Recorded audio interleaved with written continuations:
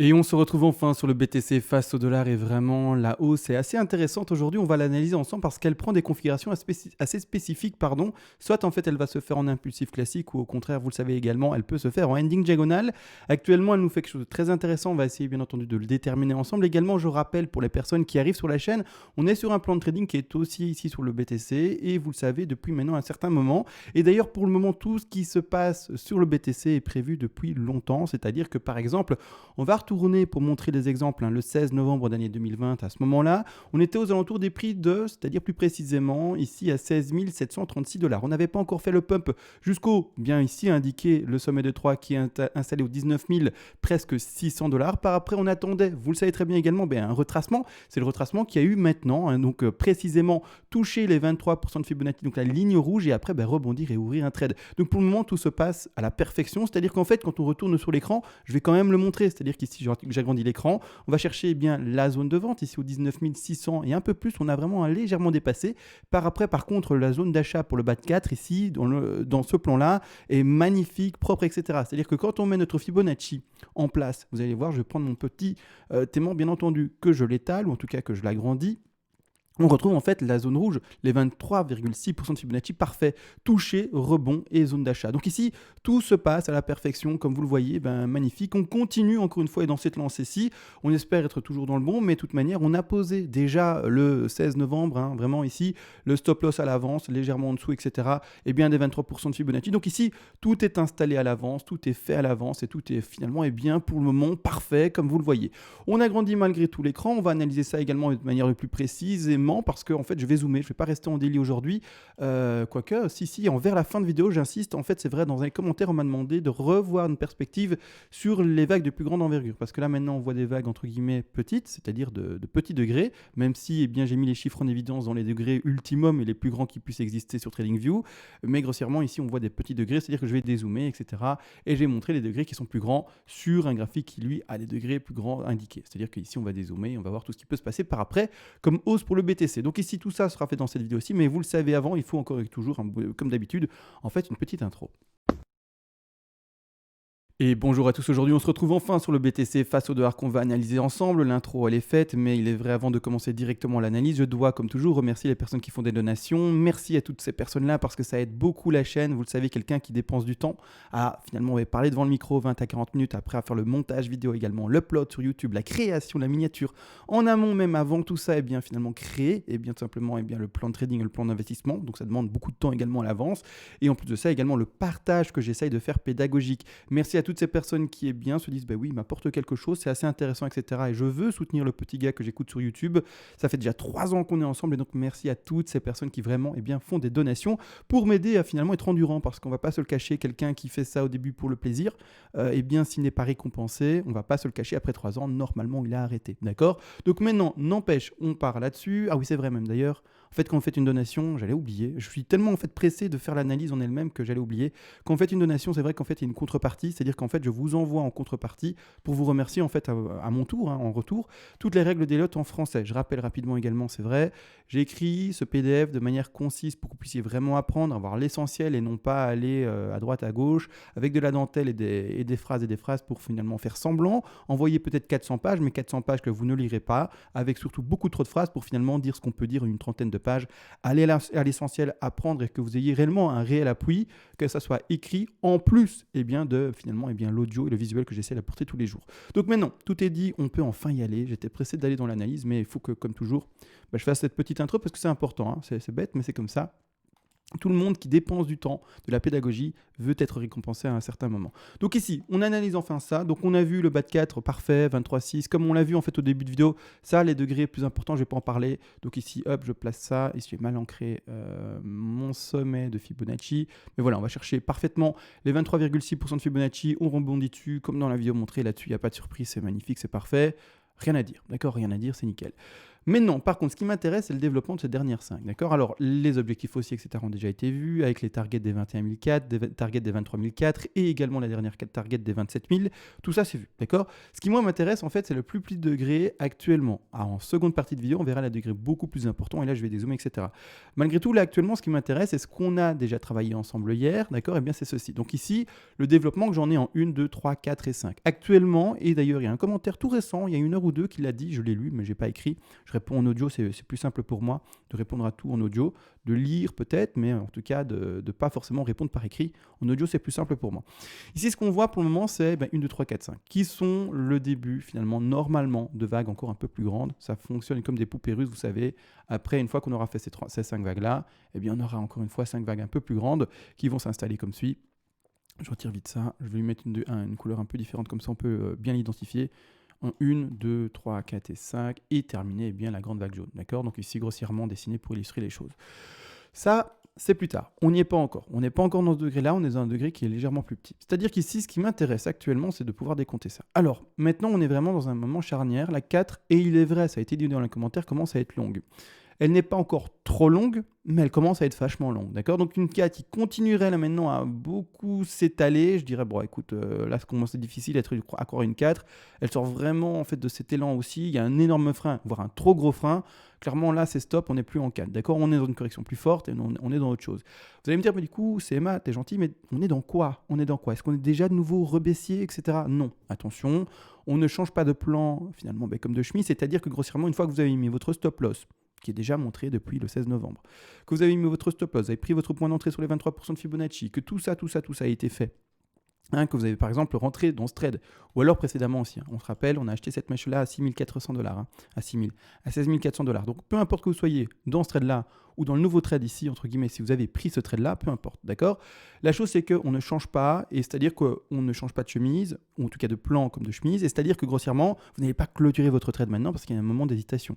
Vous tenez votre trade, vous prenez les premiers take profit partiels de sécurité, vous prenez le déplacement du stop loss s'il le faut à votre point d'entrée, voire déjà légèrement dans le vert. Pour le moment, vous pouvez, ça dépend où vous êtes rentré. Encore une fois et toujours, j'ai expliqué ça hier. Ne soyez pas trop agressif parce qu'il y aura un moment un petit retracement, c'est-à-dire une petite correction vers le bas, d'accord, avec des bougies rouges. Et c'est bête de finalement se faire prendre son stop loss trop vite alors qu'il y a un potentiel aussi vers les 27 000, d'accord. Donc on fait attention à ça, bien entendu. C'est-à-dire que pour le moment, ça traîne. Je veux encore bien accepter une 4 qui se termine maintenant et un pump. Là, maintenant, ça doit commencer à pumper, d'accord, ou alors légèrement plus long, mais vraiment, je commence à avoir du mal. Alors du coup, qu'est-ce que je envisage dans le cas où, en fait, eh bien, ça ne pumperait pas maintenant. Soit ça stagnerait assez longtemps et ça corrigerait. Donc grossièrement, je vais le dessiner avec un petit pinceau, un petit brush, et que ça ferait ça. C'est-à-dire que moi, ce que je vais faire, je vais garder 3 vagues haussières. Regardez bien, on a bien fait tout simplement, en fait, on a été chercher cette 261,8 dans les sous-vagues ici. Je vais retirer la zone rouge ici qui gêne. On a bien été chercher finalement, aller presque au pixel près presque. Il manque un tout petit peu pour y arriver proprement. Mais clairement, en fait, sauf si on prend la profondeur de figure, on les dépasse. Mais pour moi, ma fin de 2, elle est là. On va presque toucher les 261. Vous voyez, il manque juste un tout petit peu. Et pour moi, clairement, ça invite clairement à avoir une 3. Malgré tout, si jamais ça s'effondrait maintenant, je ne serais plus dans cette 4-là. Et du coup, vous allez me dire 1, 2, 3. Et du coup, il n'y a plus 4 et 5. Effectivement. C'est-à-dire qu'en gros, on serait que dans un début de sommet de 1. Et ceux qui me suivent et qui ont l'habitude finalement de mes décomptes vont commencer à comprendre. C'est-à-dire qu'en fait, on aurait été dans une A, B, C avec extension sur sa C. A, B, C, extension sur C. D'accord. Très impulsif ici, sur la C. Vraiment une belle impulsion haussière. Vraiment. Mais du coup, vous allez me dire, mais est-ce que ça existe? Oui. N'oubliez pas, on est dans une ending potentiellement diagonale. C'est-à-dire qu'en fait, on est dans une 5. Donc, dans une 1, par exemple, là devant. D'accord. On peut lire par exemple des leading diagonales. Et surtout, en fait, dans une 5, on peut également ne pas lire que des impulsives, mais lire également des ending diagonales. Il y a des impulsives possibles que et uniquement que, et ce n'est que finalement cette solution-là possible dans les 3, donc dans les vagues 3, donc celle du milieu. Si on est dans une 1, il y a potentiellement une leading diagonale ou une impulsive classique. Si on est dans une 5, il y a potentiellement une ending diagonale ou dans une impulsive classique. Si on est dans une 3, c'est d'office une impulsive classique, il n'y a pas d'autre chose. Leading, c'est devant, ça lead, et ending, ça finit, c'est ending, d'accord. Donc, et 3, c'est tout simplement que de l'impulsif. Donc ici, il ne faut pas également oublier le fait qu'on ait une ending diagonale potentielle. C'est-à-dire que maintenant que A, B, C en bleu est indiqué, si la correction ici se faisait plus longue, et comme indiqué, descendait un tout petit peu, c'est-à-dire que je ferais quoi? Je prendrais de nouveau ma 1, 2, 3, 4, 5, ce serait plus de l'impulsif, ce serait du ending. Donc je partirais, alors je vais mettre une autre couleur, je vais mettre en bleu, en blanc, je vais mettre ici une 1. On irait chercher un bas de 2, 3, 4 et 5, d'accord? Alors je vais lui mettre un degré un peu plus intéressant, comme ça on peut le lire tout de même, je vais le mettre en mineur, et ici là derrière, les toutes petites vagues, je vais vraiment même les mettre de retrait, je vais mettre en micro, en minuscule, ici c'est très bien. 1, 2, 3, 4, 5. Donc pour le moment, c'est ça que j'attends de voir. Si maintenant, enfin, on s'extrait réellement vers le haut et on finit une 5e petite vague, et là, alors, on terminerait cette une-là un peu plus tard, et on commencerait en impulsive, et on ferait des 3, 4 et 5 simples. Alors, moi, j'aimerais, je ne vous le cache pas, qu'on fasse de l'impulsif. C'est le plus facile à travailler, entre guillemets, c'est-à-dire qu'on peut utiliser ces Fibonacci d'extension, etc. pour trouver les 3, pour trouver les 4, pour trouver les 5, un peu comme on l'a fait finalement le 16 novembre. Donc on peut utiliser ces Fibonacci, comme ici on le fait, pour trouver le bas de 4 à 23,6, pour trouver le 3 à 261,8, etc.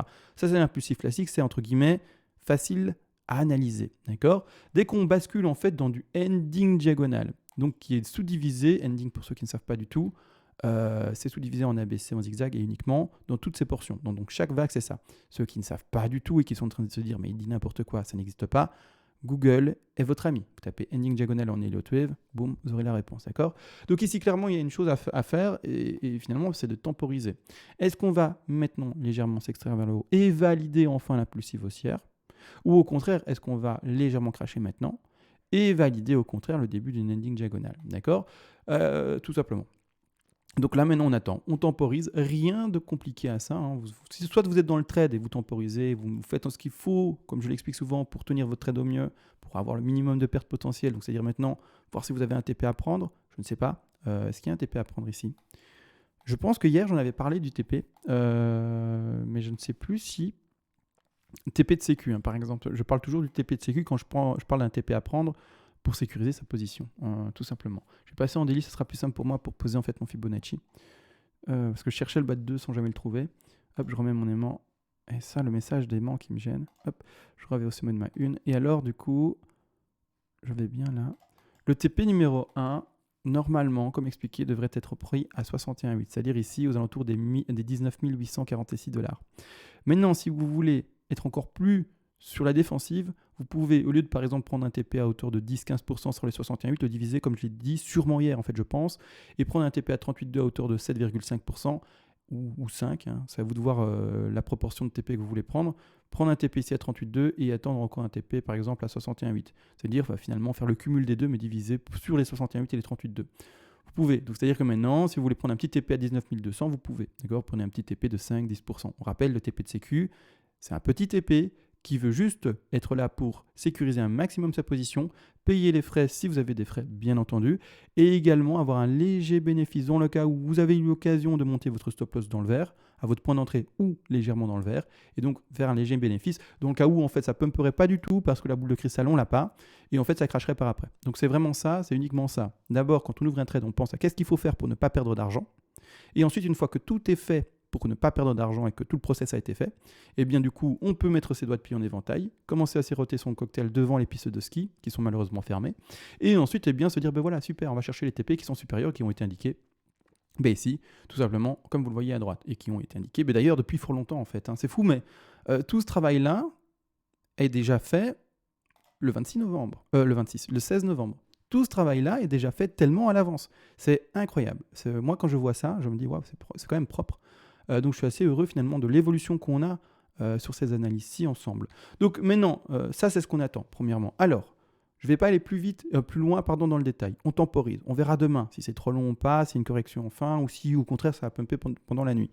Ce que maintenant je vais faire, c'est répondre à la question qui a été posée, c'est est-ce que tu peux juste revoir un peu, donc c'est-à-dire dézoomer, et voir finalement en fait les vagues de plus grand degré. Alors, je vais le faire. Je vais juste regarder si je suis sur le bon graphique. Je ne suis pas sur le tout bon graphique, hein. Je vais passer sur ce graphique encore plus complet, ici. Hop, ici. Donc la 3, elle a été trouvée. Hop, je retire tous les objectifs de 3, etc. Hop, cette 3-là, elle a été... C'est ça, hein, 1, 2... Ah non, elle doit aller plus loin, celle-là. 3, 4, ici, celle-là. C'est des plus grands degrés. Hein. Nous, on travaille quoi sur l'autre graphique? Ceci, des petits machins. Ça, c'est des degrés encore plus grands, d'accord? Donc la 3-là ne doit pas être posée là. D'accord, 3, 4, etc.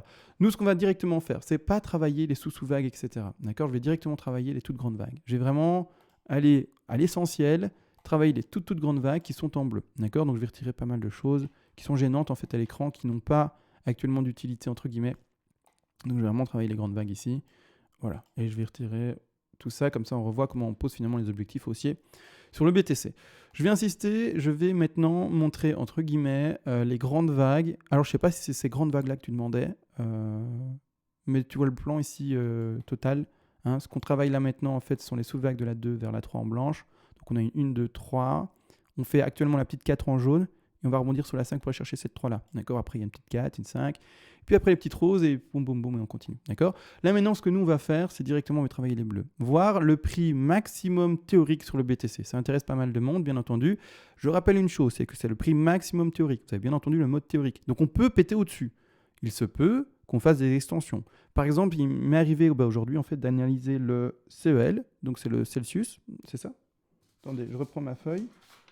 Excusez-moi, comme ça vous savez tout. C'est le Celsius, c'est bien ça. J'ai analysé ça ce matin pour une personne en privé. Et clairement, elle a fait des extensions de fou. Vous pouvez aller voir la crypto-monnaie, les 40e, Celsius, etc. Elle a fait des extensions. Vous pouvez vous amuser à l'analyser si vous voulez. Elle a fait des extensions partout. Elle a dépassé les objectifs des 423 et des choses comme ça. D'accord? Donc ça, c'est important de le comprendre. On pourra dépasser l'objectif théorique que je donne. Malgré tout, c'est un objectif théorique. C'est-à-dire qu'à l'avance, on peut déjà se donner une idée, un aperçu, ne pas être choqué, ne pas vendre trop tôt, par exemple, ou trop tard. Vraiment se dire, ben voilà, j'attendrai plutôt ce niveau de prix. Ce que je vais faire, c'est le prix maximum. Et également, de toute façon, il y a un prix minimum. On va faire les deux. On va d'abord partir sur le prix maximum. Comme ça, ceux qui sont là pour savoir combien ça va pouvoir valoir d'ici 2-3 ans, on va le voir directement ensemble. Donc, je suis en monthly, c'est bon. Je prends mon niveau d'extension, encore une fois et toujours, donc mon Fibo. Je clique ici au 0. Allez, à 45 $, c'est pas trop grave.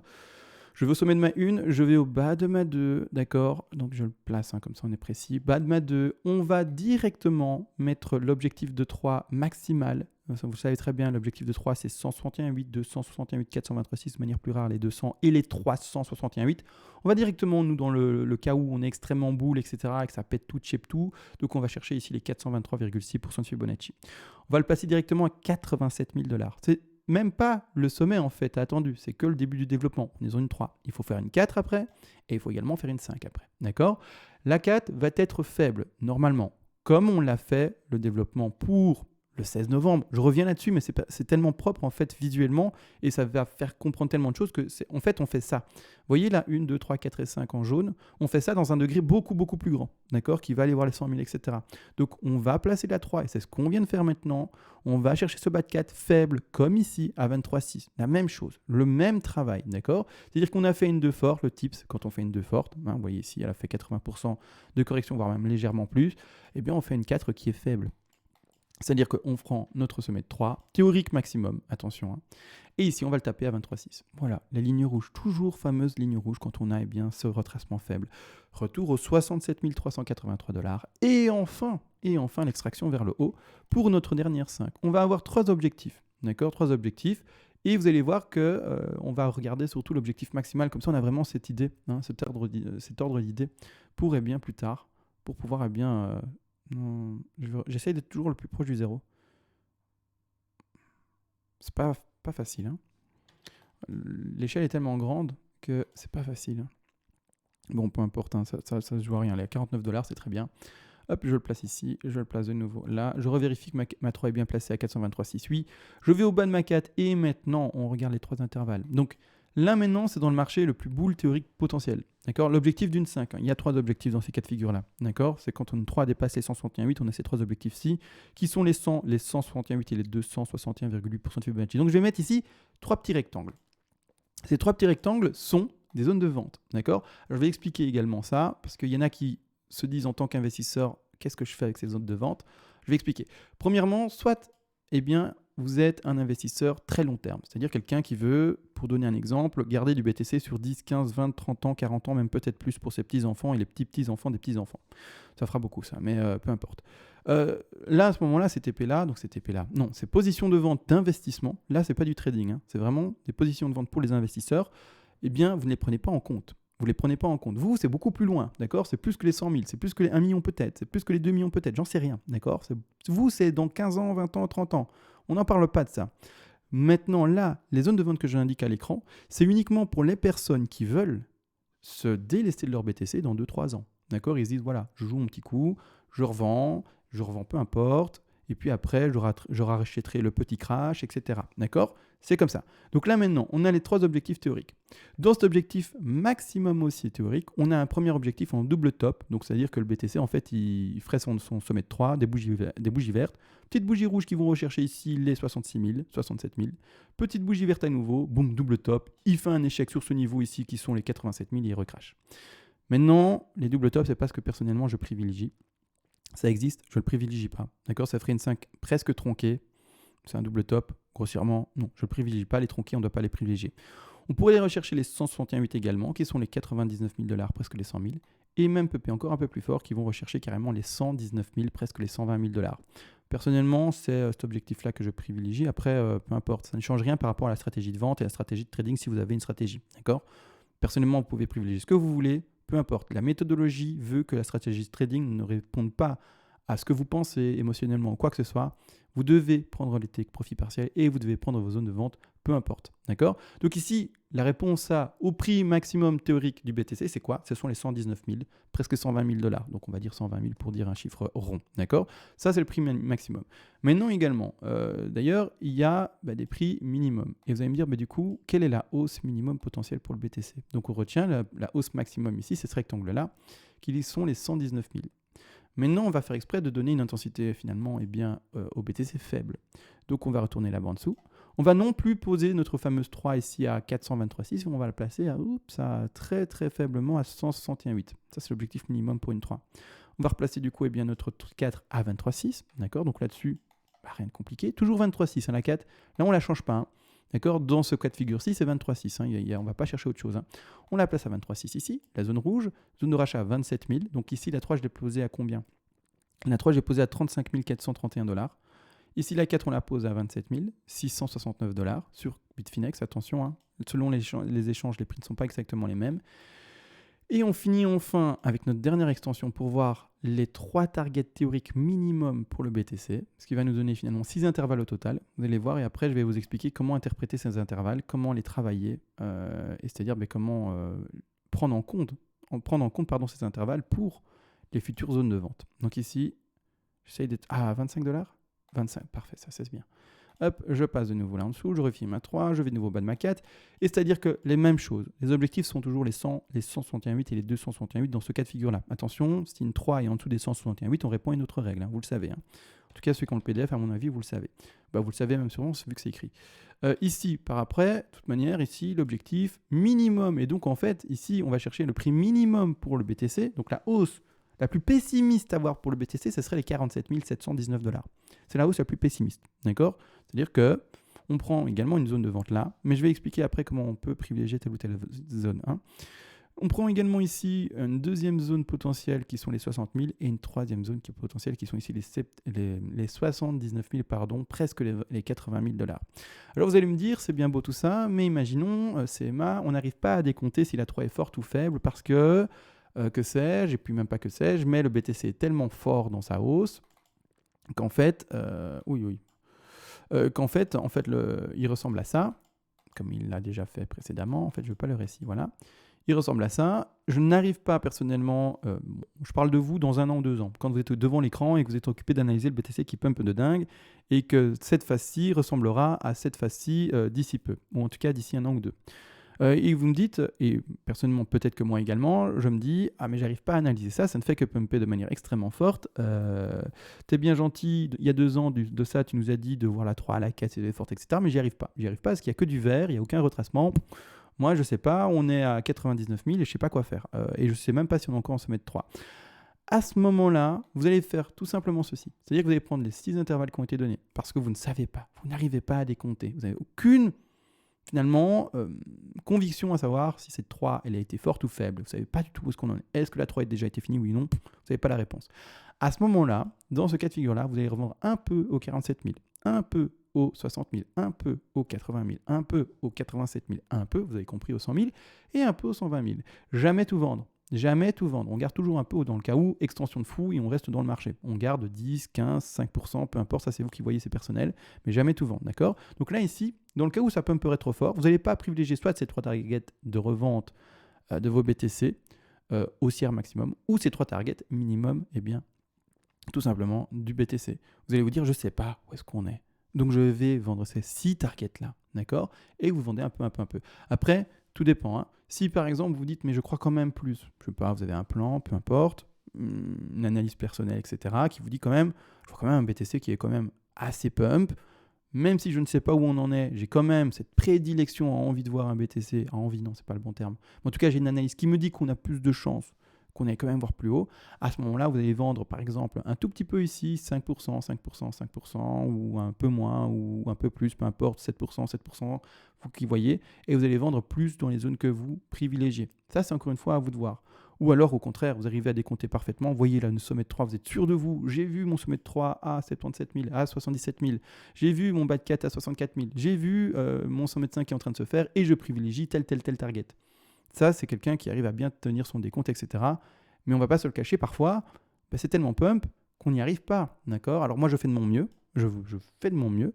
Mais parfois aussi, je peux très bien être largué tellement ça pump fortement. D'accord ? Donc, voilà. Maintenant, je pense que j'ai tout vu. Je ne vais pas travailler ces petites vagues-là, entre guillemets. Alors, je ne sais pas si c'est ces vagues-là que tu avais demandé que j'analyse, ou en tout cas que je remonte. Mais grossièrement, voilà. Je peux zoomer dessus légèrement. Je vais mettre en weekly. Grossièrement, voilà. On est en train pour le moment d'aller chercher cette sommet de 3 en blanche. On n'y est pas encore. On est en train de faire la petite jaune que j'exprime ici, en fait. Hein, vous voyez la petite jaune ici. Donc la 3 en blanche, elle est là, en fait. On va chercher cette 3 blanche. D'accord ? Donc nous, pour le moment, on fait ces petites jaunes-là. Donc je vais remettre un degré normal, en fait. Hop, ça ici, je vais mettre un degré normal également, du coup. Hop.